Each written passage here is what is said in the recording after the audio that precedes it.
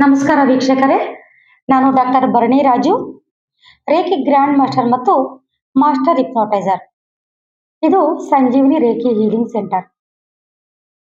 ಇಲ್ಲಿ ಒಂದು ಕುಟುಂಬದಲ್ಲಿ ಏನೇ ಮಾಡೋಕ್ಕೋದ್ರೂ ಸಕ್ಸಸ್ ಆಗೋದಿಲ್ಲ, ಸರಿಯಾದ ಟೈಮ್ಗೆ ಮದುವೆಗಳಾಗೋದಿಲ್ಲ, ಮನೆಯಲ್ಲಿ ಹಿರಿಯರ ಜಗಳ ಮತ್ತು ಯಾವುದೇ ಕೆಲಸ ಮಾಡೋಕ್ಕೋದ್ರೂ ಅದು ನಮಗೆ ಆಗಿ ಬರೋದಿಲ್ಲ, ಹಣಕಾಸಿನ ಸಮಸ್ಯೆ ಆಗೋದು ಅಥವಾ ಮನೆಯಲ್ಲಿ ಕಿರಿಕಿರಿ, ನೆಮ್ಮದಿ ಇಲ್ಲದಿರೋದು, ಮನೇಲೆಲ್ಲ ಮಂದಿಗೂ ಕಾಯಿಲೆ ಬರೋದು. ಒಂದು ಸಮಸ್ಯೆ ಆದರೆ ನಾವು ಹಾಸ್ಪಿಟ್ಲ್ಗೋ ಎಲ್ಲೋ ಹೋಗಿ ಕ್ಲಿಯರ್ ಮಾಡ್ಕೋಬೋದು. ಆದರೆ ಇಡೀ ಮನೆ ಮಂದಿಗೆಲ್ಲ ಸಮಸ್ಯೆ ಇದ್ದಾಗ ತುಂಬಾನೇ ಕಷ್ಟ ಆಗತ್ತೆ. ಯಾಕಂದ್ರೆ ಮನೆಯಲ್ಲಿ ಒಬ್ಬೊಬ್ರು ಒಂದೊಂದು ದಾರಿ ಆದಾಗ ಆ ಮನೆಯಲ್ಲಿ ಪ್ರತಿಯೊಬ್ಬ ವ್ಯಕ್ತಿಗೂ ಸಹ ತುಂಬಾ ಕಿರಿಕಿರಿ ಆಗುತ್ತೆ, ತುಂಬಾ ಹಿಂಸೆ ಆಗ್ತಾ ಇರುತ್ತೆ.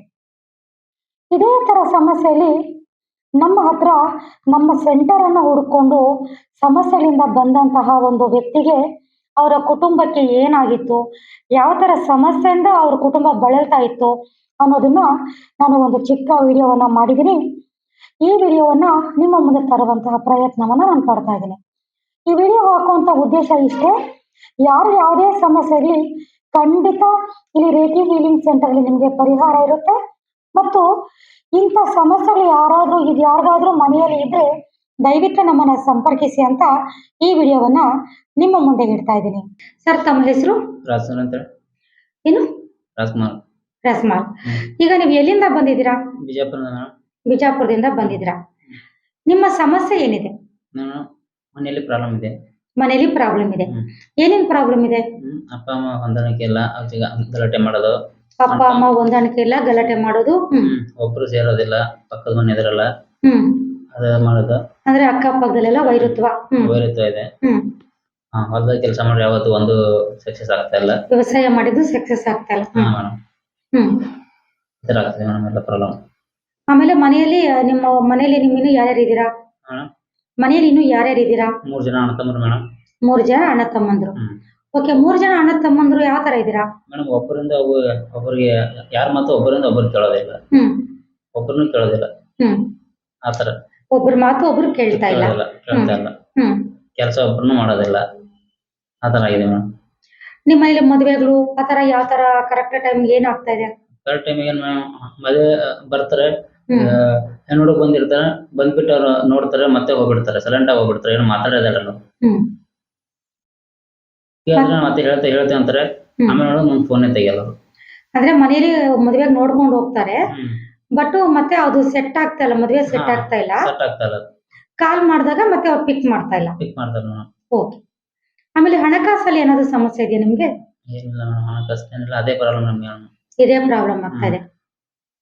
ನೋಡಿದ್ರಲ್ಲ ವೀಕ್ಷಕರೇ, ಈಗ ಈ ವ್ಯಕ್ತಿಗೆ ಏನು ಸಮಸ್ಯೆ ಇದೆ ಅಂತ ಹೇಳ್ಬಿಟ್ಟು ನಾವು ಹಿಪ್ನೋಟೈಸ್ ಮಾಡಿ ನೋಡ್ತೀವಿ. ಹಿಪ್ನೋಟೈಸ್ ಅಲ್ಲಿ ಅಂದ್ರೆ 100ಕ್ಕೆ 70 ಜನ ಹಿಪ್ನೋಟೈಸ್ ಆಗ್ತಾರೆ, 30 ಜನ ಹಿಪ್ನೋಟೈಸ್ ಆಗೋದಿಲ್ಲ. ಒಂದು ವೇಳೆ ಈ ವ್ಯಕ್ತಿ ಏನಾದ್ರೂ ಹಿಪ್ನೋಟೈಸ್ ಆದ್ರೆ ಅವ್ರಿಗೆ ಏನ್ ಸಮಸ್ಯೆ ಇತ್ತು, ಏನ್ ಪ್ರಾಬ್ಲಮ್ ಇತ್ತು, ಈಗಿರುವಂತ ಈ ಸಮಸ್ಯೆಗಳಿಗೆ ಕಾರಣ ಏನಿತ್ತು ಅಂತ ಅದು ಅವ್ರಿಗೆ ಗೊತ್ತಾಗುತ್ತೆ. ಸುತ್ತಮುತ್ತ ನೋಡಿ, ನಿಮ್ಮ ಮನೆಯ ಸುತ್ತಮುತ್ತ ವಾತಾವರಣ ಯಾವ ತರ ಇದೆ? ಏನಾದ್ರೂ ಕಪ್ಪು ಹೊಗೆ ತರ ಬಂದು ತುಂಬೋ ತರ ಏನಾದ್ರೂ ಅನಿಸ್ತಾ ಇದೆಯಾ?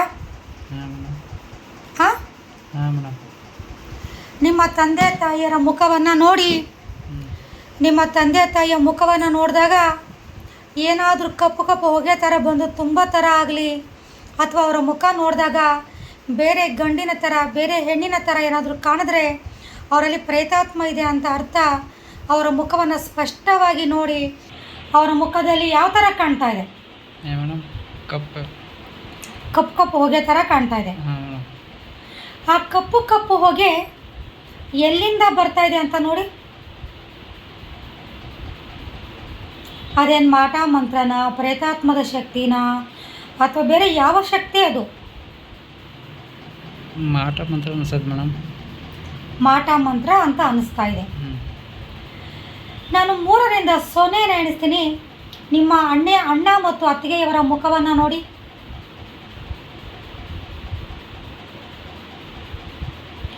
ಅವರ ಮುಖದಲ್ಲಿ ಬ್ಲ್ಯಾಕ್ ಹೊಗೆ ಥರ ತುಂಬ್ತಾ ಇದೆಯಾ, ಅಥವಾ ಬೇರೆ ಗಂಡಿನ ಥರ, ಬೇರೆ ಹೆಣ್ಣಿನ ಥರ ಕಾಣ್ತಾ ಇದೆಯಾ ಅವ್ರ ಫೇಸ್? ಯಾವ ಥರ ಕಾಣ್ತಾ ಇದೆ? ಬ್ಲ್ಯಾಕ್ ಸೇಮ್ ಬ್ಲ್ಯಾಕ್ ಬ್ಲ್ಯಾಕ್ ಹೊಗೆ ಥರನೇ ಕಾಣಿಸ್ತಾ ಇದೆಯಾ? ನಿಮ್ಮ ತಮ್ಮನ ಮುಖವನ್ನು ನೋಡಿ. ಬ್ಲ್ಯಾಕ್ ಆಗೇ ಕಾಣಿಸ್ತಾ ಇದೆ. ನಾನು 3ರಿಂದ 0 ಎಣಿಸ್ತೀನಿ.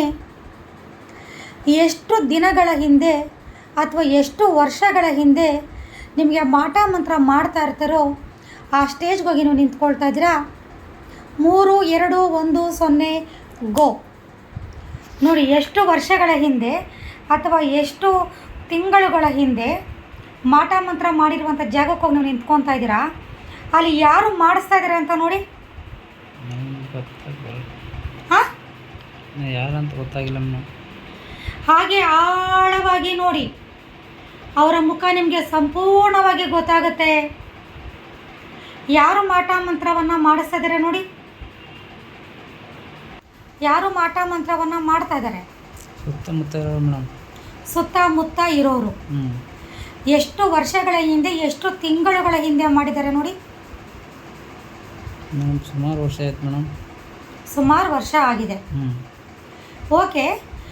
ಆ ಮಾಟ ಮಂತ್ರದ ಶಕ್ತಿ ನಿಮ್ಮ ಮನೇಲಿ ಇರೋದ್ರಿಂದ ನಿಮಗೆ ಏನೇನು ತೊಂದರೆಗಳಾಗ್ತಾ ಇದೆ? ಮೇಡಮ್, ಒಬ್ರಿಗೊಬ್ರು ಹೊಂದಾಣಿಕೆ ಇಲ್ಲ. ಹೊಂದಾಣಿಕೆ ಇಲ್ಲ. ಯಾರ ಅಪ್ಪ ಅಮ್ಮನ ಅವ್ರ ಹೊಂದಾಣಿಕೆ ಇಲ್ಲ. ಅಪ್ಪ ಅಮ್ಮ ಹೊಂದಾಣಿಕೆ ಇಲ್ಲ. ಅವ್ರವ್ರ ಗಲಾಟೆ ಮಾಡ್ತಾ ಇರ್ತಾರೆ.